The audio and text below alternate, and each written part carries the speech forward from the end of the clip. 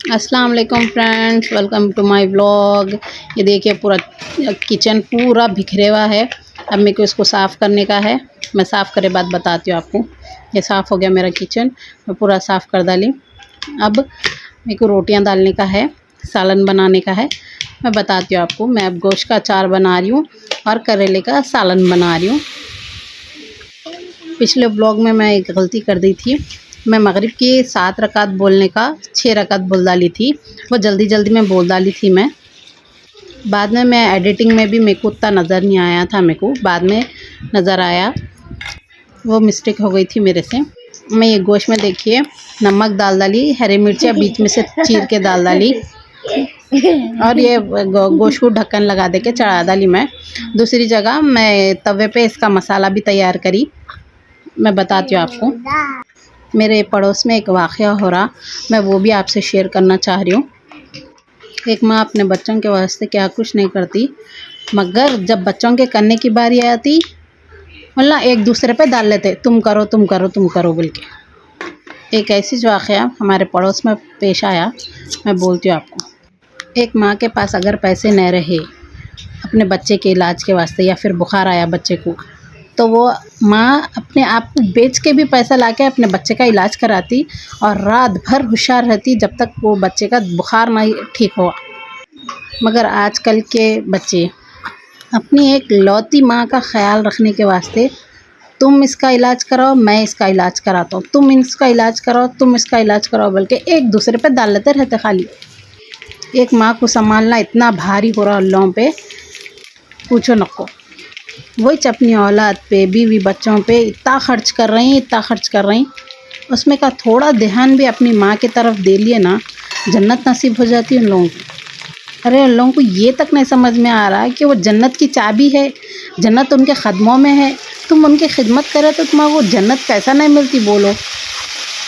एक माँ अपने बच्चे के वास्ते अगर सिर में दर्द, पैर में दर्द, पेट में दर्द कुछ भी हो दो, सारी सारी रात जगती माँ।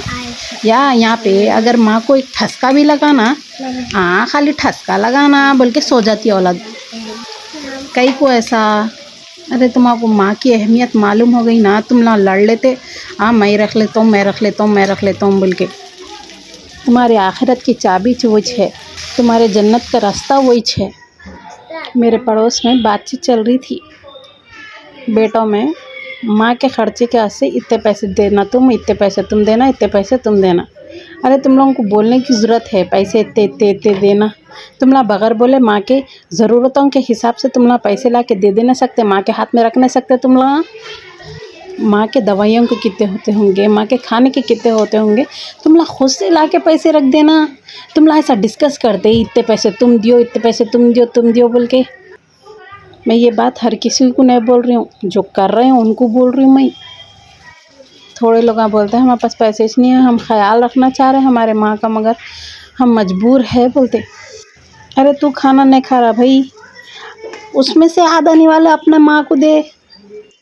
बचपन में वो माँ तुम्हारे को तुम्हारे पूरा अपने मुंह का पूरा निवाला तुम्हारे मुंह में डाली सो है। ये देखिए बारिश ना चार मीनार के पास की है, बहुत ज़्यादा बारिश हो रही थी और अपन नमाज भी पढ़ते ना, अपने नमाज में भी अपने माँ बाप के वास्ते दुआ नहीं करे बगैर अपनी दुआ कबूल नहीं होती। अपने को रब्बे ग़फ़िरली वली वालिदैया बोलना बहुत ज़रूरी है नमाज में भी। समझो बात को, अपने माँ बाप हमेशा अपने साथ नहीं रहते, जितने दिन भी उनका साथ में है उनकी कदर कर लो।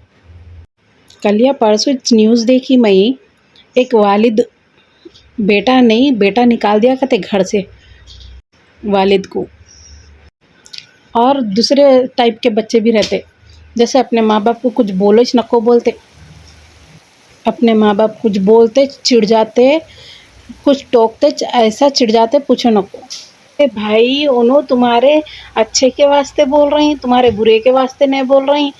आज उनकी सुनो कल तुम्हारा बहुत भला होता। उन्हों दुनिया देखे सो वाले हैं।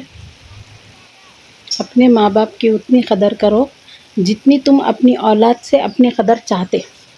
तुम अगर चाहते ना तुम्हारी औलाद तुम्हारी कदर करना, तुम पहले अपने माँ बाप की कदर करना।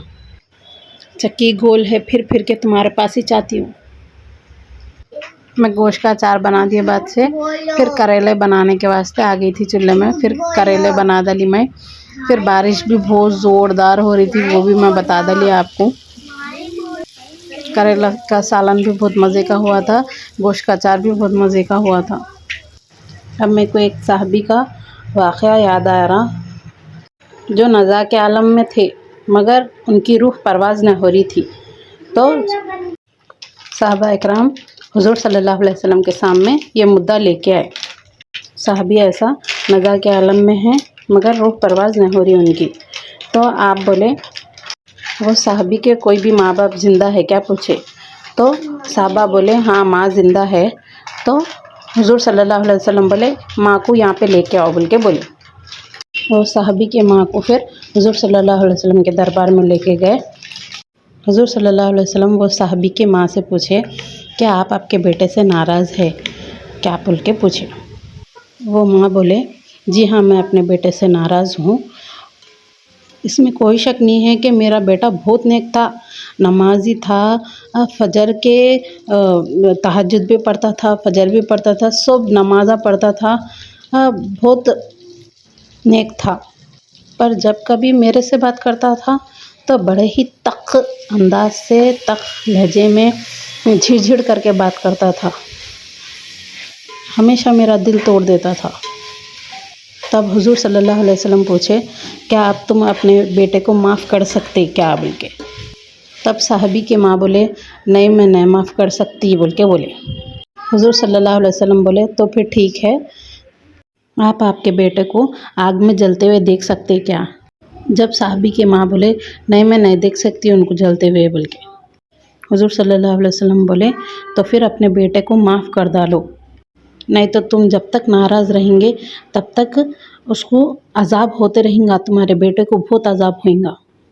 जब साहबी के माँ बोले हाँ मैं उनको माफ़ कर डाली, मेरे बेटे को मैं माफ़ कर डाली। माँ के होठों से ये लफ्ज़ बयान होना था कि जो साहबी नज़ा के आलम में थे उनकी रूह आराम से ला इलाहा इल्लल्लाह मुहम्मद रसूलुल्लाह पढ़ के निकल गई। इससे हमको ये सबक मिलता है कि हम अपने माँ बाप दोनों से बहुत नरमी अंदाज से बात करना है अपने को। आजकल के बच्चे बहुत सख़त लहजा इस्तेमाल कर रहे हैं अपने माँ बाप से बात करने के वास्ते, जो कि उन लोगों के दुनिया और आखिरत के वास्ते बहुत नुकसानदेह है। अपनी माँ की कदर कर लो जब तक वो आपके साथ है, कदर कर लो जब तक माँ की दुआएं आपके साथ है। मगर थोड़े लोग ऐसे भी है अपनी माँ को खुश करने के वास्ते बीवियों का हक भी मार देते, वैसा भी नहीं करना है अपने को। क़यामत के दिन सबसे पहले आपके बीवी की गवाही पूछी जाएगी कि आप कैसे थे उनके साथ। ना आप आपके माँ के फ़राइज़ अदा करने से पीछे रहिए, ना आप आपके बीवी के फ़राइज़ अदा करने से पीछे रहिए, दोनों को खुश रखिए। और आप लोगों को मेरे वीडियोस कैसे लग रहे हैं प्लीज़ कमेंट करके बताइए, क्योंकि मेरे को मालूम हुआ तो मैं और अच्छे वीडियोस आप लोगों के लिए और अच्छे बनाऊंगी। प्लीज़ कमेंट करिए। यहाँ पे करेले भी बन गए थे। अब मैं अपने बच्चों का फ़ोटोशूट बताती हूँ। देखो किया ला मैं हमारे जेठानी के पास जा रही थी तो इन लोगों का फ़ोटोशूट हो रहा, सो देखिए इन लोग कितना मुरस रही ये मेरे 4 बेटियां हैं, देखिए एक का नाम आयशा, एक का नाम राबिया, एक का नाम अक्सा, एक का नाम बुशरा है। और मेरी नसीहत कैसी लगी आप लोगों को ये भी बोलिए। दुनिया में मुझे जो भी मिला जितना मिला है सब कुछ मेरी माँ की दुआओं का सिला है। दुनिया में मुझे जो भी मिला जितना मिला है सब कुछ मेरी माँ की दुआओं का सिला है। कौन-सी वीडियो है नतमा को तुम्हारी? हाँ लोगों के साथ नहीं लिए सो बोल रहे तुम? हाँ। कौन-सी? वो लोगों के साथ क्विज में नहीं लिए तुम्हाको? मायरा दीदी आए थे ना वो। ऐसा तुम्हाको होना था तुम्हाको क्विज में। अब तुम सारे जहाँ से अच्छा पढ़ो तुम, आता तुम्हाको? आता सारे जहां से अच्छा आता सारे जहां से अच्छा हिंदुस्ता हमारा हमारा वो नहीं आता। फिर जन गण मन अधिनायक आता। जनमन अधिना गया है भारत भागा। अभी यार क्या अभी यार जिंदाबाद में जिंदाबाद। पंजाब पसिंदा कन बोलते मैच बोलला सब। तुम्हारा कब आता? ये नहीं आता। क्या आता फिर? बड़े बड़े बातें करने का आता।